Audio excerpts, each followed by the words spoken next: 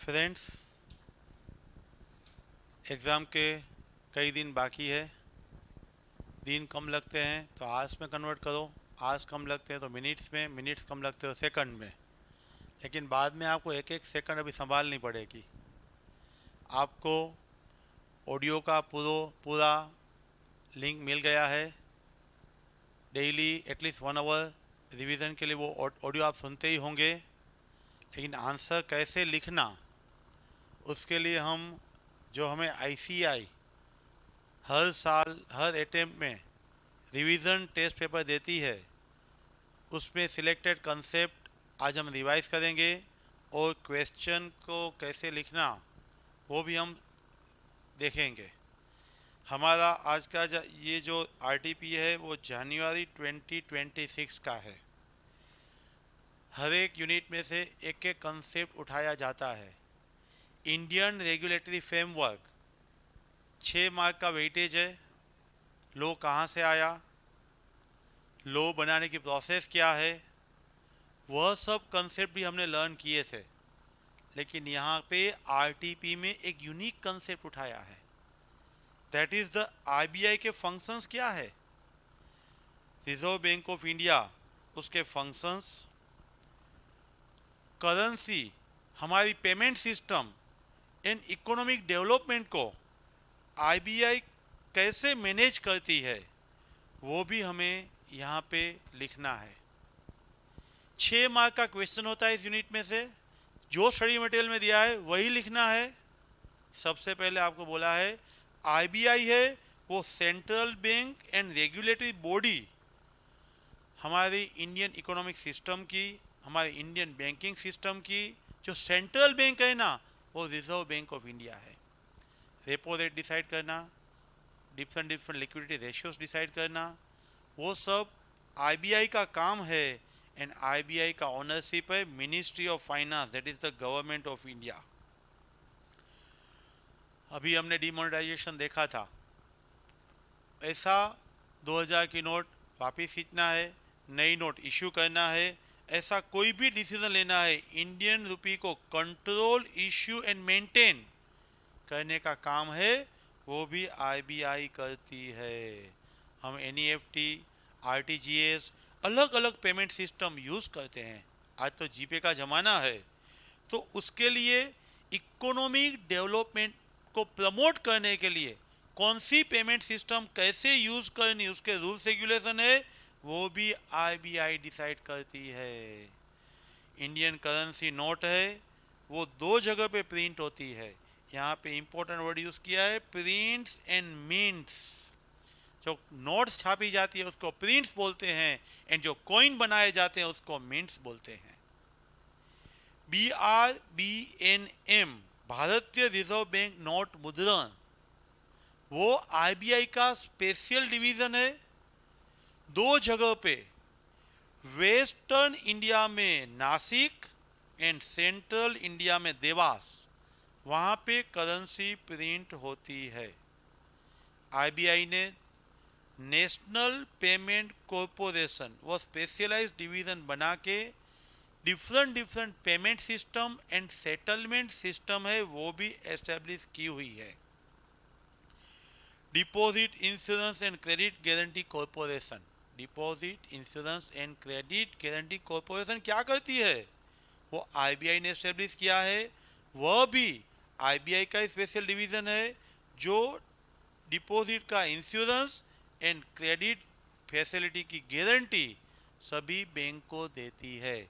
इसीलिए यहाँ पे सेंट्रल बैंक है, बैंकिंग सिस्टम को रेगुलेट करती है, करेंसी को इश्यू, कंट्रोल, मेंटेन करती है।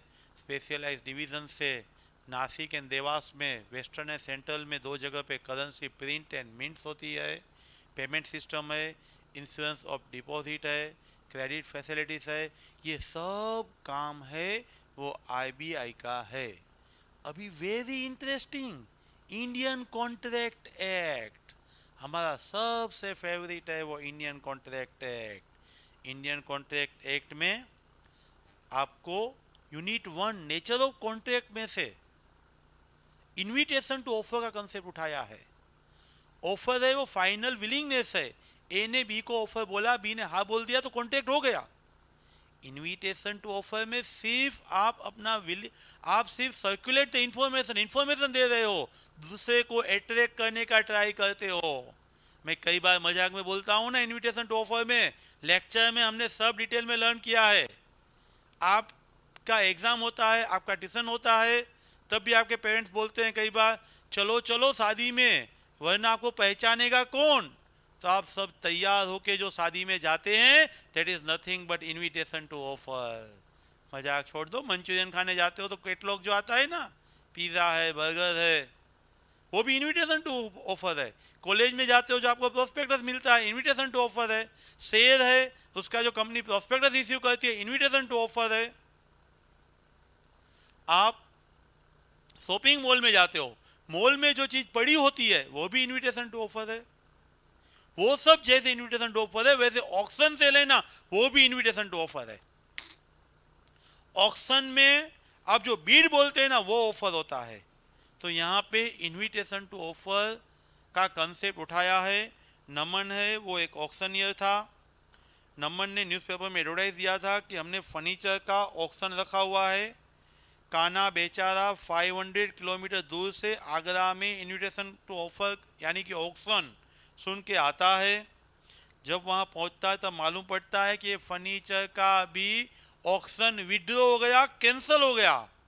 तो कान्हा नमन को बोलता है, अरे भाई मैं 500 किलोमीटर दूर से आया हूँ, मेरे आने जाने का खर्च, मेरा टाइम, सब कुछ बिगड़ा है, मुझे कंपेसेशन चाहिए। तो क्या नमन है वो कंपेसेशन पे करेगा? कान्हा नमन से कंपेसेशन ले पाएगा? तो हमने देखा यह कंसेप्ट इनविटेशन टू ऑफर है।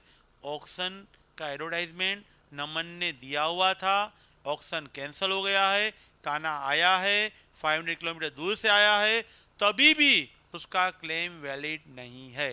हमें 3 पार्ट में आंसर लिखना है। पहले इनविटेशन टू ऑफर एक्सप्लेन करना है, बाद में जो क्वेश्चन में दिया है वही समराइज करके लिखना है। नमन है वो ऑक्शनियर है, उसे न्यूज़पेपर में एडवर्टाइज दिया हुआ था, 500 किलोमीटर दूर से कान्हा आया हुआ था, ऑक्शन विड्रॉ हुआ था, और कान्हा नमन पे स्यू करता है। वो केस भी लिखना है एंड कंक्लूजन भी लिखना है। Concept, case and conclusion. सबसे पहले कंसेप्ट देखेंगे, इनविटेशन टू ऑफर है।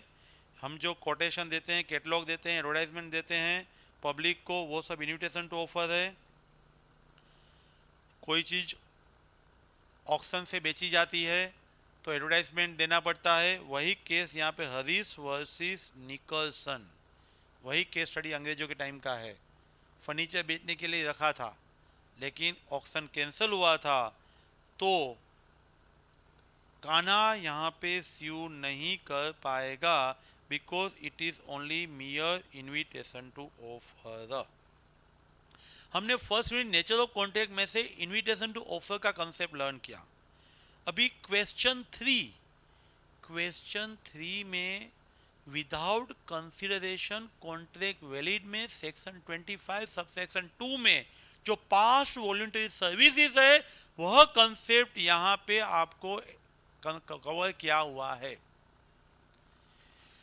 अभिमन्यु महाभारत वाला नहीं, एक बिजनेसमैन था, उसके पास इंपॉर्टेंट डॉक्यूमेंट था। वो इंपॉर्टेंट डॉक्यूमेंट बॉम्बे में क्राउडेड रेलवे स्टेशन में भूल गया। रमेश एक अच्छा आदमी था। अभिमन्यु जो रेलवे स्टेशन पे इंपॉर्टेंट डॉक्यूमेंट भूल गया था, उसके गुम हो गया था, वो रमेश को मिला है, उसने कलेक्ट किया है एंड कुछ भी एक्सपेक्ट किए बिना ट्रू ओनर को ढूंढ के दे दिया है। 1 वीक चला गया। रमेश की ऑनेस्टी देख के अभिमन्यु को ऐसा लगा कि उस बेचारे को कुछ देना चाहिए।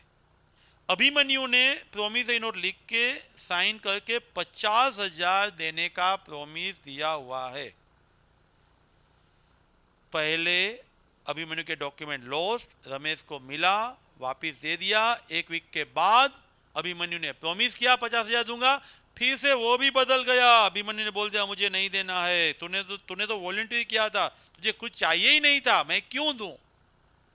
तो रमेश बेचारा कोर्ट में जाता है वो बोलता है कि आपने बोला है, लिख के दिया है, तो आप मुझे पेमेंट करने के लिए लायबल हो। कॉन्ट्रैक्ट एक का सेकंड यूनिट कंसीडरेशन में सेक्शन 2 सब सेक्शन डी में सबसे पहले कंसीडरेशन की डेफिनेशन लिखना है, बाद में नो कंसीडरेशन नो कॉन्ट्रैक्ट 25(2) लिखना है, बाद में केस स्टडी, बाद में conclusion. At the desire of the promisor promise you any other person. आप गाड़ी लेने जाते हो, गाड़ी जो बेचने वाला है डीलर, उसके डिजायर से प्रोमिस ही आप और आपके पापा। It the desire of promisor promise you और any other person has done और एब्सटेन, ये पास्ट टेंस है, ऑलरेडी कंप्लीटेड दे दिया। डज और एब्सटेन्स फ्रॉम डूइंग, आप कर रहे हो या नहीं कर रहे हो। टू डू और टू एब्सटेन फ्रॉम डूइंग, करोगे या नहीं करोगे। सच एक्ट और abstinence will be the consideration, हमने क्लास में लिखा है, वो डेफिनेशन यहाँ पे लिखना है। कंसीडरेशन की डेफिनेशन लिखने के बाद 25(2) past voluntary services. Normal circumstances का रूल क्या है, कंसीडरेशन के बिना कॉन्ट्रैक्ट वैलिड नहीं हो सकता, लेकिन यहाँ पे एक्सेप्शन है, विदाउट कंसीडरेशन कॉन्ट्रैक्ट वैलिड है। पहला हमने देखा था नेचुरल लव एंड अफेक्शन, कई बार एग्जाम में पूछा है। अभी ये दूसरा है पास वॉलंटरी सर्विसेज,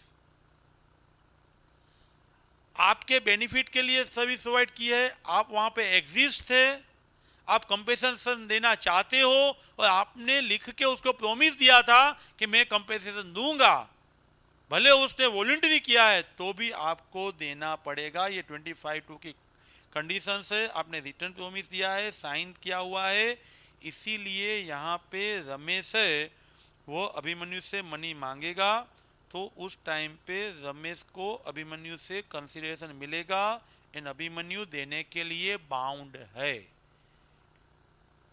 विदाउट कंसीडरेशन भी यहाँ पे कॉन्ट्रैक्ट वैलिड है। अभिमन्यु रमेश को लिख के जो प्रॉमिस दे रहा है, रमेश का कोई एक्सपेक्टेशन नहीं था, तभी भी अभिमन्यु ने लिख के दिया हुआ है, तो अभिमन्यु को पेमेंट करना पड़ेगा। ये बात हुई यूनिट 2 कंसीडरेशन में। अभी unit 3 essential elements of the valid contract. Essential elements of the valid contract में यहाँ पे आपको कंसेप्ट कवर किया हुआ है, unlawful consideration of object and partly unlawful. यहाँ पे 2 पॉइंट आपको कवर किए हुए हैं। सबसे पहले विकास एक दिल्ली में बिजनेसमैन था, विकास को ऐसा लगा रातों रात मुझे करोड़पति बनना है, ऐसा समाज में बहुत लोग हम देखते ही हैं, न्यूज़पेपर में सुनते ही हैं, बाद में वो डूबते भी हैं। लेकिन विकास को ऐसा लगा कि मुझे कुछ स्मगलिंग करना है, विदाउट टैक्स गोल्ड मुझे इंपोर्ट करना है, कस्टम लॉ वायोलेट करना है। और विकास ने कस्टम के लॉ का वायोलेशन करके स्मगलिंग यानी विदाउट टैक्स गोल्ड ले आके रेडी के साथ प्रॉफिट करने का एग्रीमेंट किया। रेडी सब स्मगलिंग ऑपरेशन कर रहा है, विकास फाइनेंस प्रोवाइड कर रहा है, स्टोरेज फैसिलिटीज विकास दे रहा है, रेडी एक्टिविटी कर रहा है और बेकन में विकास है। दोनों ने डिसाइड किया हम स्मगलिंग करेंगे, कस्टम लॉ का ब्रीच करेंगे और उसमें से जो प्रॉफिट मिलेगा वो इक्वली हम बेच लेंगे। लेकिन रेडी ने बोला मुझे वो मनी चाहिए नहीं, तू जो लॉफुल बिजनेस कर रहा है ना टेक्सटाइल का, उस बिजनेस में मेरा प्रॉफिट आप इन्वेस्ट कर देना। और वो टेक्सटाइल वाला बिजनेस है ना वो लॉफुल था। स्मगलिंग कर लिया विकास और रमेश ने, कंप्लीट हो गया, प्रॉफिट भी हो गया। बाद में डिस्प्यूट हुआ, प्रॉफिट आता है तो ही डिस्प्यूट आता है। विकास ने बोला मैं तुझे पेमेंट नहीं करूंगा क्योंकि वो तो इलीगल था। तो रेडी ने बोला और केस दाखिल किया, एटलीस्ट तू प्रॉफिट मुझे दे नहीं, लेकिन ते टेक्सटाइल बिजनेस में लॉफुल बिजनेस में जो इन्वेस्ट करने का हमारा प्रॉमिस था वो तो कर तू। तो कंसेप्ट यहाँ पे सेक्शन 23 का unlawful object and unlawful consideration. हमने देखा है कंसीडरेशन और ऑब्जेक्ट अनलॉफुल कब माना जाता है, फॉरबिडन बाय लॉ। लॉ ने मना बोला है गुजरात में वाइन नहीं पीना है। Defeat the provision of any law, Hindu law की कोई प्रोविज़न है एक से ज़्यादा शादी नहीं करना है। फ्रॉडुलेंट, किसी के पास आप गलत तरीके से प्रॉफिट अर्न कर रहे हो, किसी की प्रॉपर्टी और पर्सन को किडनैप यानी उसको इंजरी पहुंचा रहे हो, आप बुक जेरोक्स करवाते हो, प्रॉपर्टी को इंजरी पहुंचा रहे हो। इमोरल, तू उससे डिवोर्स ले ले मैं तुझे मनी दूंगा, ऐसा काम है। और oppose to the public policy है, चैम्पर्टी मेंटेनेंस सब कुछ। तो ये सब अनलॉफुल ऑब्जेक्ट कंसिडरेशन में आएगा, सेक्शन 23 में कवर होगा। Forbidden by law, defeat the provision of law, fraudulent, injury to the person और property of the others, immoral and oppose to the public policy. ये आपको 23 पहले एक्सप्लेन करना है, बाद में आपको बताना है यहाँ पे यह रूल कैसे अप्लाई होगा। स्मगलिंग है तो स्मगलिंग है वो oppose to the public policy भी है एंड उसका ऑब्जेक्ट अनलॉफुल भी है, ये क्रिमिनल ऑफेंस है, oppose to the public policy है। इसीलिए यह कॉन्ट्रैक्ट, फर्स्ट कॉन्ट्रैक्ट जो था, फर्स्ट एग्रीमेंट जो था, हम प्रॉफिट इक्वली डिस्ट्रीब्यूट करेंगे, वो इन्फोर्स नहीं हो सकता है।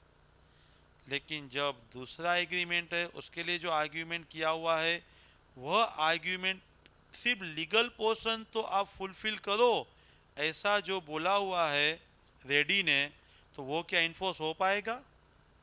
नो। सेक्शन 20 वो क्या बोल रहा है, जब कोई भी एग्रीमेंट अनलॉफुल होता है तो वो वॉइड ही है, लेकिन लीगल एंड इलीगल दोनों जॉइंट है, सेपरेट हो सकते हैं तो लीगल पार्ट इन्फोर्स हो सकता है, लेकिन इनसेपरेबल है तो इंटायर वॉइड हो जाता है।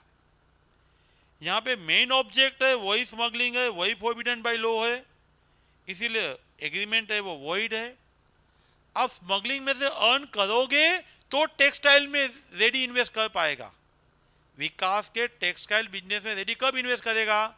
जब रेडी इन्वेस्ट करना चाहेगा, विकास अर्न करेगा तो। लेकिन अर्न करना वही अनलॉफुल है, यहाँ पे सेपरेट कॉन्ट्रैक्ट नहीं हो सकता है। Smuggling and investment both are combined, hence it is illegal act. यहाँ पे दो सेक्शन हमने देखा, 23 एंड 24। 23 बोल रहा है ऑब्जेक्ट अनलॉफुल है and oppose to the public policy है, एंड 24 बोल रहा है ये पार्ट है वो इनसेपरेबल है, इनसेपरेबल होने की वजह से नो राइट ऑब्लिगेशन अराइज, पूरा एग्रीमेंट अनलॉफुल हो जाएगा। यूनिट 3 के बाद है यूनिट 4। यूनिट 4 में परफॉर्मेंस ऑफ द कॉन्ट्रैक्ट वो हमने लर्न किया था। यहाँ पे कंसेप्ट कवर किया है सेक्शन 62 का, novation and subsequent illegality. Novation and subsequent illegality, लाल है, बहुत जाना पहचाना बिल्डर है, कुमार के साथ कॉन्ट्रैक्ट में एंटर हो रहा है, हम शॉपिंग मॉल बनाएंगे, 18 मंथ में बना के दे देंगे और 10 करोड़ आप मुझे देना। लाल एंड कुमार के बीच में एग्रीमेंट, 18 मंथ में मॉल बनाना और 10 करोड़ का पेमेंट।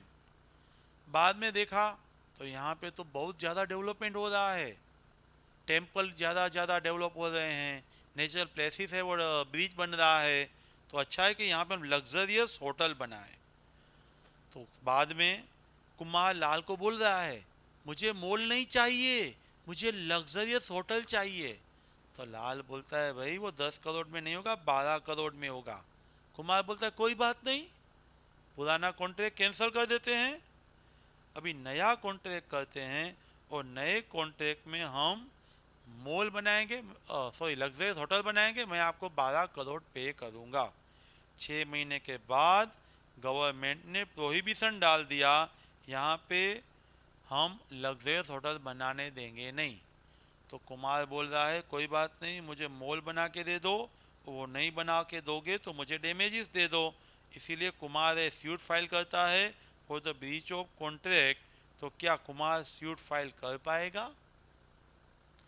लाल ने कुमार के साथ पहले शॉपिंग मॉल बनाने का 10 करोड़ में कॉन्ट्रैक्ट किया, बाद में वो नोवेशन हुआ, नया कॉन्ट्रैक्ट 12 करोड़ में लग्जरियस होटल बनाने का था। गवर्नमेंट के प्रोहिबिशन की वजह से होटल पॉसिबल नहीं था, तो कुमार बोल रहा है भाई तुम मुझे मॉल बना के दे दे, तो सब लाल बना बोल रहा है, तो कुमार उस पर स्यू करता है।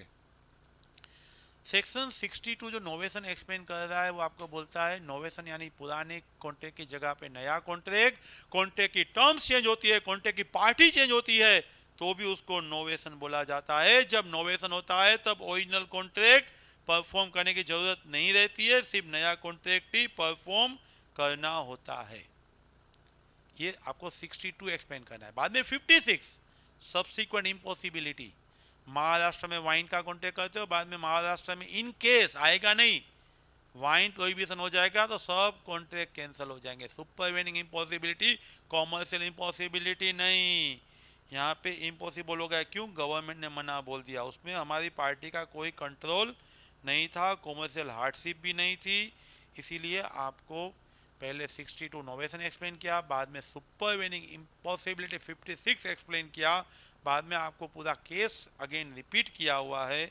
वही केस आपको लिखना है, उसके भी मार्क्स है, तो वो आप लिखने में ऐसा मत सोचो नहीं नहीं ये तो दिया हुआ है, तो ये भी आपको लिखना है। और उसके बाद कंपैरिजन करना है। यहाँ पे मोल का कॉन्ट्रैक्ट ओल्ड वन था, उसकी जगह पे लग्जरियस कॉन्ट्रैक्ट आ गया, नोवेशन हो गया, तो मोल का कॉन्ट्रैक्ट परफॉर्म करने की ज़रूरत नहीं है। बाद में लग्जरियस होटल का कॉन्ट्रैक्ट भी परफॉर्म करने की ज़रूरत नहीं है, क्यों? गवर्नमेंट ने प्रोहिबिशन डाल दिया है, इसीलिए होटल का परफॉर्मेंस यहाँ पे अनलॉफुल है एंड इम्पॉसिबल है ड्यू टू सुपरवेनिंग इम्पॉसिबिलिटी। दोनों कॉन्ट्रैक्ट मोल या लग्जरियस होटल 62 या 56 उसकी वजह से परफॉर्म करने की ज़रूरत नहीं है। लाल गिल्टी नहीं है, कुमार डैमेजेस क्लेम नहीं कर पाएगा, बोथ पार्टी रिलीव हो जाएगी। ऐसा केस स्टडी है, वो इम्पोर्टेंट रहता है। दो कंसेप्ट साथ में पूछे हुए हैं, नोवेशन की वजह से मोल नहीं, सुपरवेनिंग इम्पॉसिबिलिटी की वजह से लग्जरियस होटल नहीं, इसीलिए कुमार क्लेम नहीं कर सकता है एंड लाल को परफॉर्म करने की ज़रूरत नहीं है। उसके बाद है नेक्स्ट क्वेश्चन 6। हमने first unit Indian regulatory framework, nature of contract, consideration, essential element, performance of the contract, और उसके बाद यहाँ पे कंटीजेंट कॉन्ट्रैक्ट पीछे दिया है 7th क्वेश्चन में। यहाँ पे बेलमेंट का कंसेप्ट आपको दिया हुआ है। Bailment section 148, 151, 152। बेलमेंट के एग्जाम्पल हम देखते हैं। आप कुरियर वाले को गुड्स देते हो ले जाने के लिए, गैरेज वाले को गाड़ी रिपेयर करवाने के लिए आप देते हो, किसी भी पर्पस के और किसी को गुड्स देना, दैट इज़ द बेलमेंट। आप आउट ऑफ स्टेशन जा रहे हो, आपके घर काऊ है, वो पास वाले के घर रख के जाते हो, वो सब बेलमेंट है।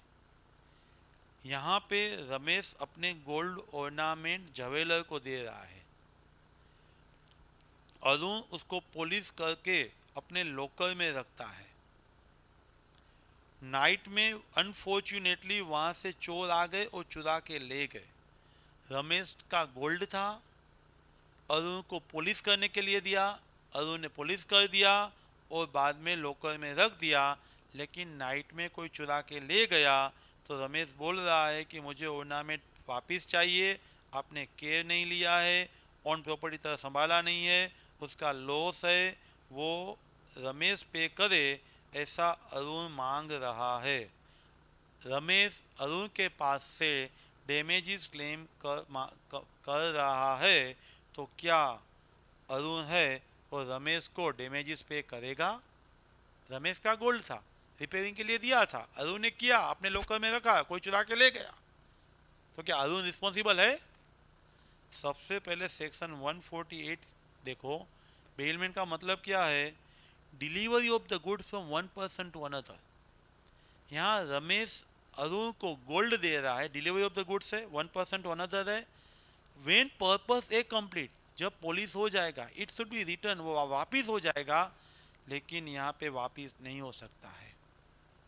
तो क्या अरुण डैमेजेस पे करेगा? नो। कब नहीं करेगा?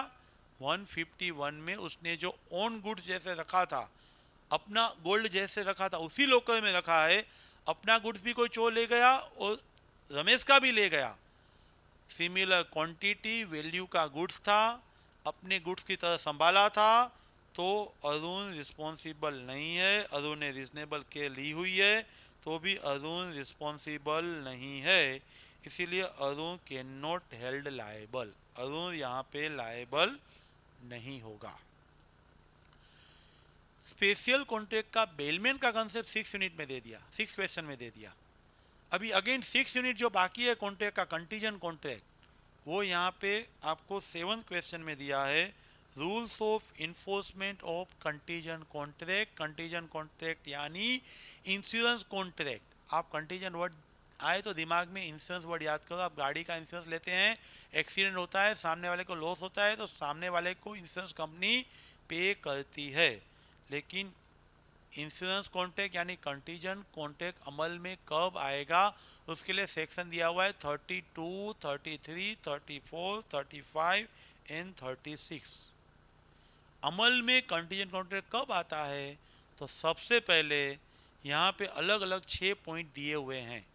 आपका contingent contract depends on the happening of the event है।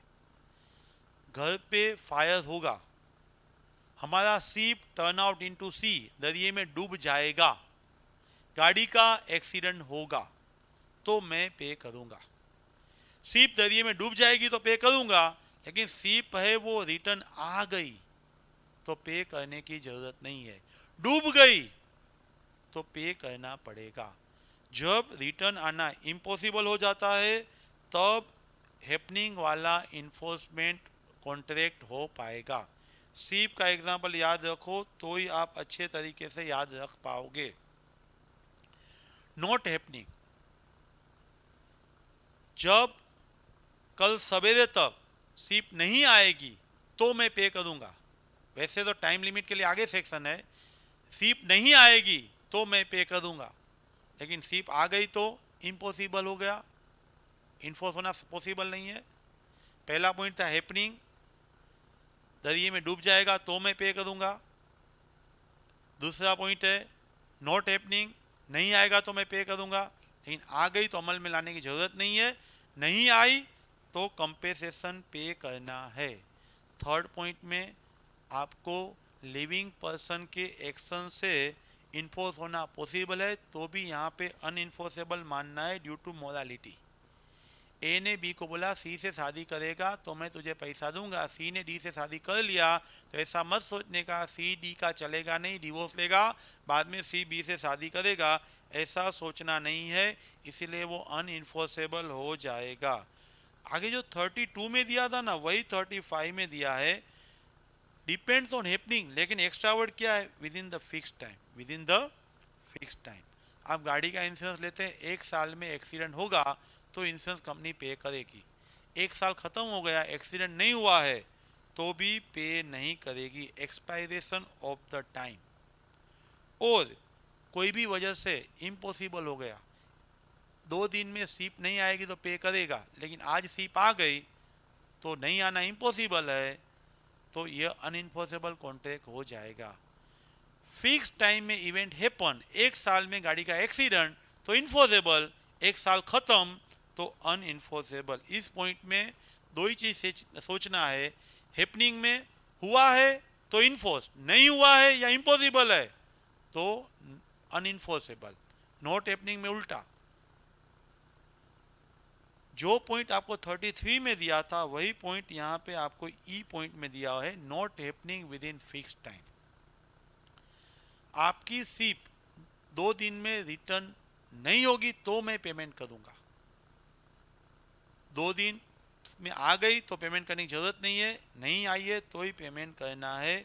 इम्पॉसिबल इवेंट है, impossible event two straight line meet to each other, ship turn out into sorry, हमारा एक स्टूडेंट जब पूरा सी इंडियन फिल्म करके जाएगा तो मैं पेमेंट करूंगा, वो इम्पॉसिबल है, दोनों को मालूम है। जय swim Indian ocean I will pay, वो इम्पॉसिबल है, इसीलिए इम्पॉसिबल इवेंट है, वो कभी अनइन्फोर्सेबल है, इन्फोर्स नहीं हो सकती है।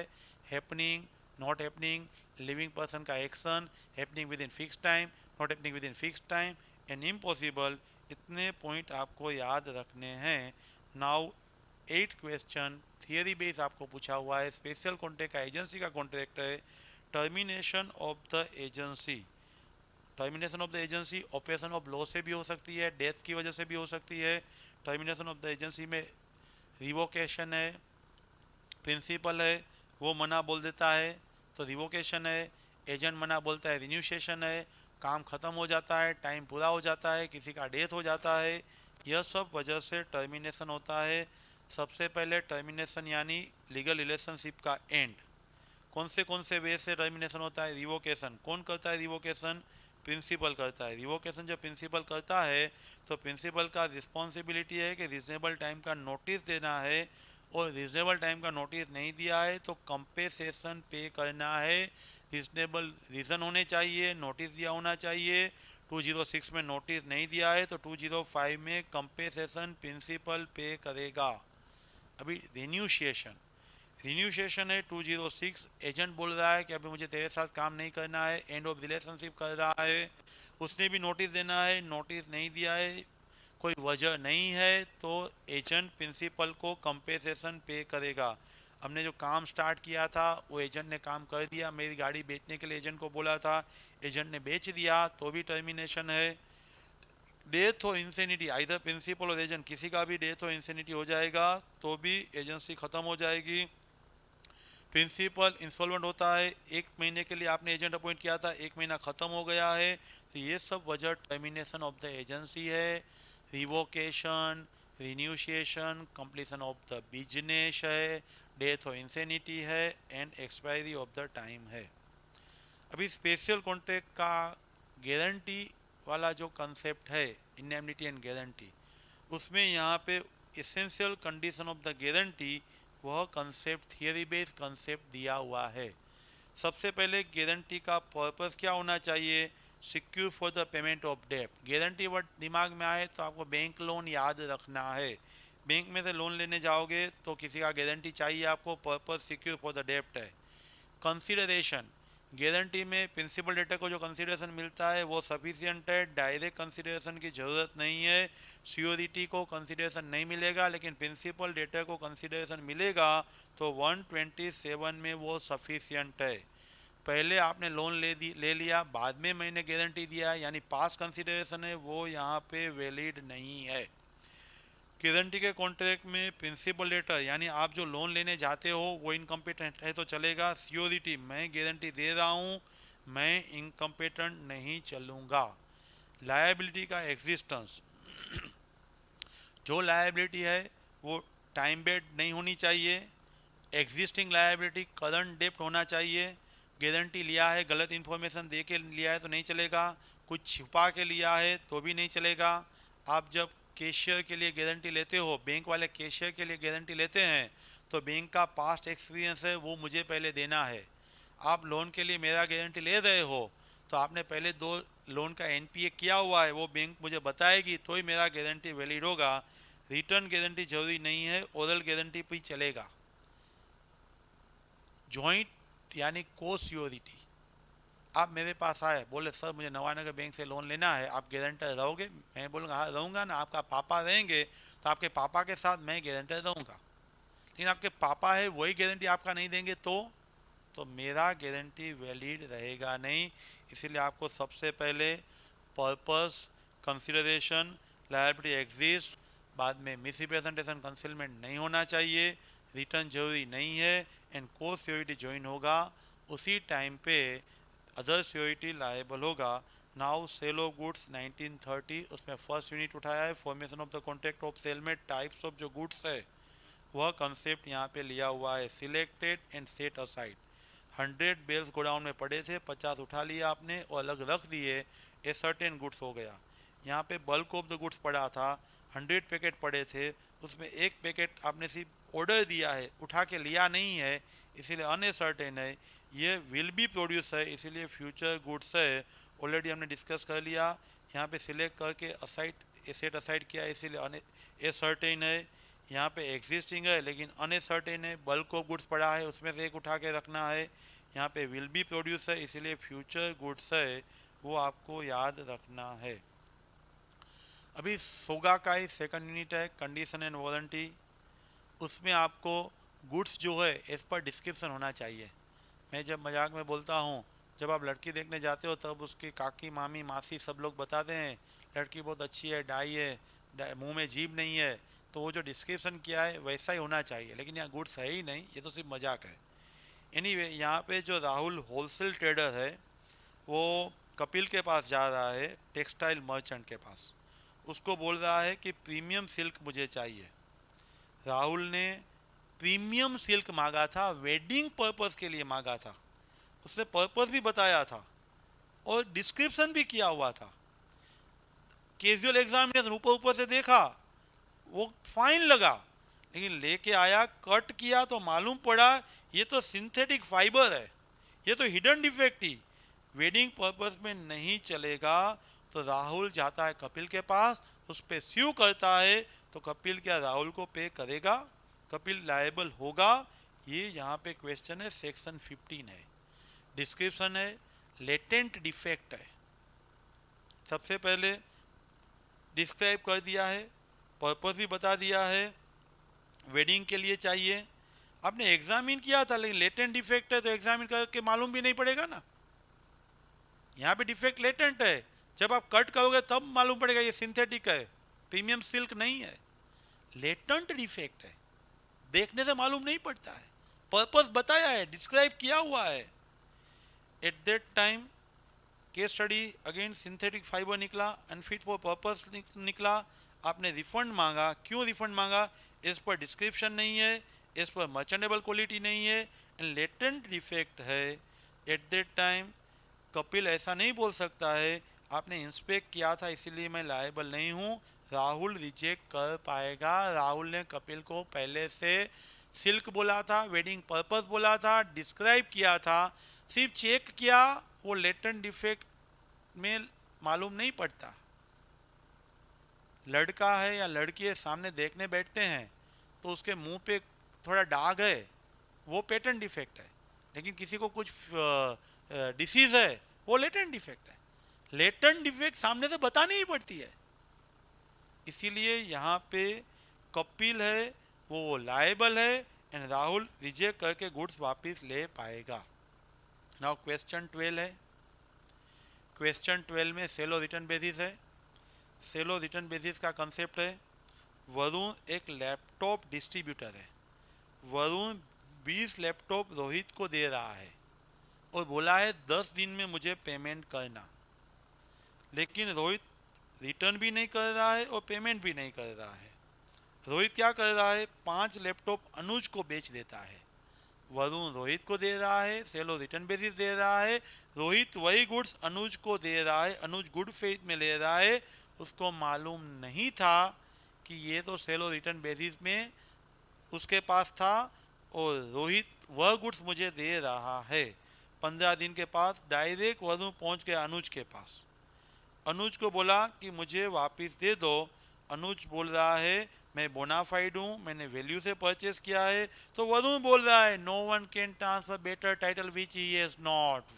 कौन सही है, वरुण है या अरुण है? रिपीट कर रहा हूँ क्वेश्चन, वरुण रोहित को 20 लैपटॉप दे रहा है, बोल रहा है 10 दिन में पेमेंट कर, लेकिन उसने आंसर भी नहीं दिया रोहित ने, अनुज को 5 लैपटॉप बेच दिया। सेलो रिटर्न बेसिस है, 3 पॉइंट होते हैं इसमें, एक्सेप्ट कर दिया, हाँ बोल दिया और यूटिलाइज किया, तीनों केस में ओनरशिप ट्रांसफर हो जाती है। यहाँ पे तीनों केस में ओनरशिप ट्रांसफर हो जाती है, तो यहाँ पे जब बोला था तब 10 दिन में रिटर्न करने का बोला था, पेमेंट का नहीं बोला था। पेमेंट होता तो अलग कंसेप्ट आ जाता, 10 दिन में उसने रिटर्न नहीं किया है और किसी को बेच दिया है, लेने वाला गुड फेथ में ले रहा है, तो अनुज के पास राइट आ जाएगा, सेक्शन 24 है, सेलो रिटर्न बेसिस है। जब वो हाँ बोल देगा, जब वो ट्रांजेक्शन एडॉप्ट करेगा, 10 दिन के बाद अपने पास रखेगा, तो ओनरशिप ट्रांसफ़र हो गई है।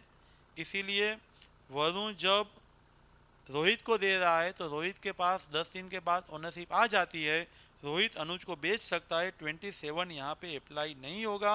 No one can transfer better title के एक्सेप्शन में यहाँ पे कवर होगा। बोनाफाइड परचेसर है, गुड फेथ में लिया हुआ है, इसलिए 5 लैपटॉप जो अनुज को दिए हुए हैं वो वैलिड ओनरशिप ट्रांसफ़र हो गई है।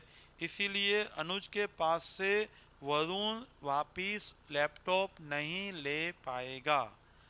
वरुण रोहित को 20 लैपटॉप दे रहा है, 10 दिन में आंसर देना, आंसर नहीं दिया, वापिस नहीं दिया, उसका मतलब रोहित के पास ओनरशिप आ गई, रोहित अनुज को बेच रहा है, वरुण अनुज से लेने जाएगा, अनुज मना बोल देगा, वो गुड फेथ है, बोनाफाइड परचेसर है, सेक्शन 27 का no one can transfer better title का एक्सेप्शन है, वो सब हम डिटेल में लेक्चर में देखा हुआ है, इसीलिए यहाँ पे अनुज वापिस लैपटॉप नहीं करेगा। अनपेड सेलर में जैसे सेलर के राइट हमें याद रहते हैं, वैसे बायर के राइट भी हमको देखना है। यहाँ राइट्स ऑफ बायर क्या है? For the breach of contract, for breach of contract rights of buyer. बच्चे क्या करते हैं, इस यूनिट में सिर्फ सेलर के राइट ही याद रख के जाते हैं। मैंने आपको गुड्स बेचा लेकिन आप मुझे पेमेंट नहीं कर रहे, तो मेरा राइट क्या है वही याद रख के जाते हैं। यहाँ पे उल्टा है, आपके राइट पूछे हुए हैं। सबसे पहले मैंने आपको गुड्स बोला था कल दे के जाऊँगा, लेकिन मैंने डिलीवरी नहीं किया, उसकी सही वजह भी नहीं थी। नॉन डिलीवरी का आपको जो डैमेजेस होगा वो मैं आपको पे करूँगा। स्पेसिफिक परफॉर्मेंस 58 में है, गुड्स यूनिक नेचर का है, रेमेडी सफिशियंट नहीं है, at that time damages sufficient नहीं होता है, तो आप कोर्ट में जाके रिलीफ लेके आप स्पेशल नेचर का यूनिक ट्रांजैक्शन है तो मुझे परफॉर्म ही करना है। मोगल पेंटिंग का एग्जाम्पल आपकी बुक में आपने पढ़ा है। जब यूनिक स्पेशल नेचर है तो सेलर बाद में मना नहीं बोल सकता, मना बोलता है तो आप कोर्ट में जाके इन्फोर्स करवा सकते हैं। पहले पॉइंट में आप डैमेजेस मांगेंगे, बाद में special performance, third breach of warranty 59। मैंने आपको एसी बेचा, मैंने बोला साल में 3 बार सर्विस करवाने आऊँगा, लेकिन कभी एसी वाले आते नहीं, फ़ोन करना पड़ता है तो ही आते हैं।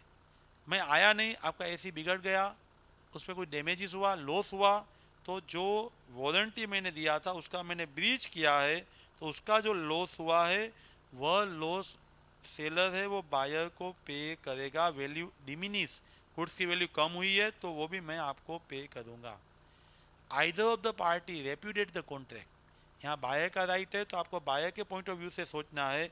कोई भी पार्टी है वो कॉन्ट्रैक्ट रेप्यूडिएट करती है, मैं रेप्यूडिएट करता हूँ तो आप वो कॉन्ट्रैक्ट सबसिस्ट कंटिन्यू भी रख सकते हैं ड्यू डेट तक और इमीडिएटली कैंसिल भी कर सकते हैं। आइदर ऑफ द पार्टी जब कॉन्ट्रैक्ट कैंसिल करती है बिफोर ड्यू डेट तो दूसरी पार्टी आइदर कैंसिल और कंटिन्यू रख सकती है। एंड नेक्स्ट पॉइंट है सूट फॉर इंटरेस्ट। आपने देखा डैमेजेस है, स्पेसिफिक परफॉर्मेंस है, ब्रीच ऑफ वारंटी है, ड्यू डेट से पहले कॉन्ट्रैक्ट रेप्यूडिएट किया है। इंटरेस्ट, आपने मुझे एडवांस मनी दिया था, मुझे रिफ़ंड करना था, मैंने टाइम पे रिफ़ंड नहीं किया है तो मुझे डिसाइड किया हुआ रेट ऑफ इंटरेस्ट से इंटरेस्ट पे करना है, और डिसाइड नहीं किया है तो एज थिंग फिट जो कोर्ट में अप्लाई किया तो कोर्ट बोलेगी वो, वरना जो रेट चलता होगा उसी रेट से मैं आपको रिफ़ंड कर दूंगा। Now transfer of ownership, passing of the property.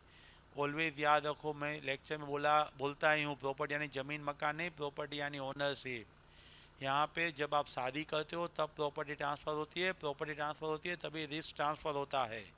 शादी से पहले घूमने आती है कंकु पगला करने, तो वहाँ पे कुछ भी कुछ भी एक्सीडेंट होता है तो उसके पापा एक्सीडेंट के एक्सपेंस पे करेंगे, और शादी के बाद घूमने जाती है पियर, तो वहाँ पे कुछ भी लो डैमेजेस होता है, एक्सीडेंट होता है तो आपको पे करना है। प्रॉपर्टी में ओनरशिप ट्रांसफ़र होती है तभी रिस्क ट्रांसफ़र होता है, इसीलिए ओनरशिप के रूल लर्न करना बहुत ज़रूरी है। इंटेंशन ऑफ द पार्टी से वो भी आपको लर्न करना है। स्पेसिफिक, सबसे पहले स्पेसिफिक गुड्स है सेक्शन 20। स्पेसिफिक गुड्स में ओनरशिप कब ट्रांसफ़र होती है? जब कॉन्ट्रैक्ट करते हो तब, जब कॉन्ट्रैक्ट करते हो तब। कब पेमेंट किया, कब डिलीवरी किया, कोई मतलब नहीं है। गुड स्पेसिफिक कब आइडेंटिफाई किया, सेट असाइड किया, यहाँ पे अलग रख दिया, आपसे कॉन्टेक्ट हो गया, बिल बना के दे दिया, इमीडिएट ओनरशिप ट्रांसफ़र। अभी लॉस होगा यहाँ पड़ा होगा तो भी आपका होगा। डिलीवरी एंड पेमेंट मटेरियल नहीं है। स्पेसिफिक गुड्स है लेकिन डिलीवरेबल स्टेट में रखने का बाकी है। टीवी है लेकिन बॉक्स में पैक करने का बाकी है। लैपटॉप पड़ा है लेकिन उसमें अभी विंडो इंस्टॉल करने का बाकी है, तो डिलीवरेबल स्टेट में अभी करने का बाकी है। तो जब मैं वो डिलीवरेबल स्टेट में यानी जो मुझे करने का बाकी था वो मैं कर दूंगा, विंडो इंस्टॉल लैपटॉप में कर दूंगा, आपको बता दूंगा, तभी प्रॉपर्टी ट्रांसफर होगी। सबसे पहले एसर्टेन, दूसरा to be put into deliverable state, और थर्ड है do anything such that ascertain the price. आपने डिसाइड कर किया नहीं नहीं ये मुझे शुगर का बेग चाहिए, लेकिन वो 50 किलो है, 51 है, 49 है, मालूम नहीं है, रास्ते में कुछ लॉस भी हो सकता है। इसीलिए वे एंड मेजर करके जब हम नोटिस यानी उसको बताएंगे, तभी ओनरशिप यानी प्रॉपर्टी ट्रांसफ़र होगी। सबसे पहले एसर्टेन, जब कॉन्ट्रैक्ट किया है, कुछ करने का बाकी है तो लैपटॉप में विंडो इंस्टॉल किया है, वे मेज़र करने का बाकी है तो वे मेज़र करके बताया है, इसी सभी सिचुएशन में ओनरशिप ट्रांसफ़र होगी। Now 15 question. यहाँ पे 15 क्वेश्चन से पार्टनरशिप स्टार्ट होता है। पार्टनरशिप आपने सेक्शन 4 में लर्न किया है, 2 और more person agree the share of profit of business carried by all और any of them acting for them, यानी म्यूचुअल एजेंसी होना चाहिए, शेयरिंग ऑफ प्रॉफिट होना चाहिए, बिजनेस होना चाहिए, ये सब एलिमेंट है तो ही पार्टनरशिप है। यहाँ पे दो भाई हैं, कंपनी में जॉब करते हैं, दोनों अपने सेविंग में से एक लैंड लेके शॉप बनाते हैं, रेंट पे देते हैं और डिसाइड करते हैं कि इक्वल शेयर हम बेच लेंगे और उसके एक्सपेंस भी जॉइंटली पे करते हैं। एक टेनेंट है वो 50,000 रेंट नहीं पे कर रहा है, तो वरुण क्या अकेला पूरा रेंट ले पाएगा या अपना शेयर ले पाएगा? अपना शेयर ले पाएगा, क्योंकि यहाँ पे को ओनरशिप है, पार्टनरशिप नहीं है, यहाँ पे बिजनेस नहीं है। दोनों ने साथ में मिलके होटल बनाया होता तो बिजनेस होता, वो हमने आगे डिटेल में लेक्चर में लर्न किया हुआ है, ऑडियो भी आपको मैंने शूट करके दिया हुआ है, वो भी आप बार बार सुनते रहिए। इजी क्वेश्चन है, लैंड का को ओनरशिप है, बिजनेस नहीं है, इसलिए पार्टनरशिप अप्लाई नहीं होगा, फुल अमाउंट नहीं ले पाएगा, उसका अपना शेयर है वही ले पाएगा। Now again partnership dissolution. MNO 3 partner थे, एन मेंटली अनसाउंड हो गया, ओ सही तरीके से काम नहीं कर रहा था, इसीलिए डिस्प्यूट हुआ, ओ ने कोर्ट में केस दाखिल किया डिसोल्यूशन के लिए। एम बोल रहा है ये ट्रक मैं पर्सनली यूज करूंगा, तो क्या एम कर सकता है? ऑब्वियसली नो, 46 पढ़ लो। पार्टनरशिप प्रॉपर्टी जॉइंट प्रॉपर्टी है, कॉमन प्रॉपर्टी है, डिसोल्यूशन मांग सकते हैं, डिसोल्यूशन में कोई दिक्कत नहीं है। 44 में बहुत सारी वजह आपको बताई है कि डिसोल्यूशन हो सकता है। रेगुलरली क्वेरल होता है, परसिस्टेंस ब्रीच ऑफ ड्यूटीज होता है, नो टॉकिंग टर्म्स होता है, कोई शेयर मार्केट में स्पेकुलेशन करता है, ऐसी बहुत सारी वजह है जिसकी वजह से ऐसा कोई भी ग्राउंड है तो डिसोल्यूशन मांग सकता है। वो ने डिसोल्यूशन मांगा तो एम ऐसा नहीं बोल सकता प्रॉपर्टी मैं यूज करूंगा। 46 स्पेसिफिकली बोलता है कि जब डिसोल्यूशन करना है सभी एसेट बेच दो, उसमें से लायबिलिटी फॉर्म की पे कर दो, कोई एक पार्टनर के पास प्रॉपर्टी का एक्सक्लूसिवली राइट नहीं है, इसीलिए प्रॉपर्टी बेचने के बाद जो बचेगा वो सरप्लस आप डिस्ट्रीब्यूट कर सकते हो, आप अपने पर्सनल यूज करोगे, एक्सक्लूसिव यूज करोगे, ऐसा एम का क्लेम वैलिड नहीं है। Concept of transferee, ABC 3 partners है, ए का 1/3 शेयर किसी को बेचना चाहता है तो क्या बेच सकता है? म्यूचुअल कॉन्फिडेंस में इन्वॉल्व होता है, बीसी को पूछे बिना किसी को नहीं दे सकता, कंसेंट ऑफ ऑल चाहिए। लेकिन आप तो ऐसे बोलते हैं हमारी प्रॉपर्टी दूसरे को दे सकते हैं, हमारी प्रॉपर्टी दूसरे को दे सकते हैं, वो भी पॉइंट है, इसलिए बीच का रास्ता निकाला। ए बी सी को पूछे बिना अपना से डी को देगा तो डी यहाँ पे ट्रांसफर ही होगा, पार्टनर नहीं होगा। डी ए का सब पार्टनर हो जाएगा, उसको बीसी से कोई मतलब नहीं है। तो ट्रांसफर के राइट 29 में 2 पार्ट में डिवाइड किए हुए हैं, एक continuous of the business and दूसरा आफ्टर डिसोल्यूशन। तो कंटिन्यूस ऑफ बिजनेस में सेल ऑफ प्रॉफिट ले सकता है, बिजनेस में दखल नहीं दे सकता है, अकाउंट मांग नहीं सकता, अकाउंट चेक नहीं कर सकता, सिर्फ आता है प्रॉफिट खिस्से में डाल के चला जाता है, बुक्स भी नहीं मांग सकता, बिजनेस में इन्वॉल्व भी नहीं हो सकता।